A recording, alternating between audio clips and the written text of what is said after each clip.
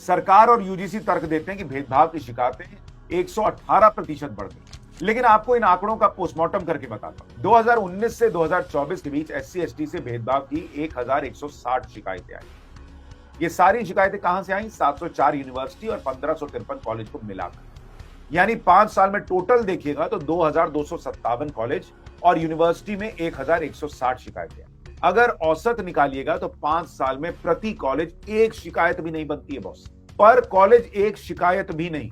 ये बात मानते हुए भी कि एक भी शिकायत नहीं आनी चाहिए, पर ये आंकड़े सवाल पूछने पर मजबूर करते हैं कि क्या मुट्ठी भर शिकायतों के आधार पर आप देश के करोड़ों सामान्य वर्ग के छात्रों के सिर पर संभावित अपराधी का ठप्पा लगा देंगे क्या? यूजीसी कहता है कि हमें कॉलेजेस में इक्विटी कमेटी बनानी। 9 सदस्यों की ये कमेटी कैंपस का भाग्य तय करेगी। लेकिन इस कमेटी का ढांचा देखा है आप? 9 में से 5 सीटें एससी एसटी ओबीसी दिव्यांग और महिलाओं के लिए आरक्षित, और ये विवाद की एक बड़ी वजह बन रहा। इस कमेटी में जनरल कैटेगरी के लिए एक भी अनिवार्य प्रतिनिधित्व नहीं रखा गया। क्यों भाई? आपने क्यों नहीं इसको कंपलसरी रखा कि जनरल कास्ट का भी होना ही चाहिए? यानी जिस वर्ग पर आरोप लगने की सबसे ज्यादा आशंका है, उसी वर्ग का कोई व्यक्ति उस टेबल पर रहेगा या नहीं रहेगा, ये मैंडेटरी नहीं है। क्या ये न्याय के खिलाफ नहीं है?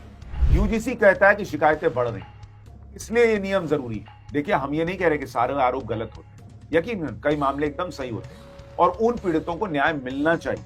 लेकिन जरा कानून के इस्तेमाल और उसके मिसयूज के इन आंकड़ों पर भी नजर डालिए बॉस। 2023 की पार्लियामेंट्री रिपोर्ट कहती है कि पिछले 5 सालों में दिल्ली में एससी एसटी एक्ट के तहत दर्ज मामलों कन्विक्शन रेट यानी सजा की दर 1.02% है बॉस। यानी 488 केस दर्ज हुए और सजा हुई मात्र 5 में। 65 लोग तो सीधे सीधे बाइज्जत बरी हो गए क्योंकि उनके खिलाफ कोई सबूत ही नहीं था। मध्य प्रदेश की 2018 की एक स्टडी बताती है कि वहां 75% मामलों में रिहाई हो गई। सवाल उठता है कि जिन लोगों ने सालों तक अदालतों के चक्कर काटे, जिनका करियर और सम्मान मिट्टी में मिल गया, उनकी भरपाई कौन करेगा?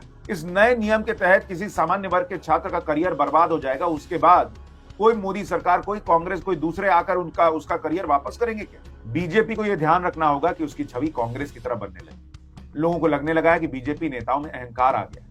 मंत्रियों को लगने लगा है कि कुछ भी कर लो, वोट तो मोदी के नाम पे मिल ही जाएगा। लेकिन यही ब्लंडर कांग्रेस ने किया और आज सत्ता से बाहर बैठी। उम्मीद है बीजेपी ये ब्लंडर नहीं करेगी। आपकी राय क्या है, जरूर बताइएगा।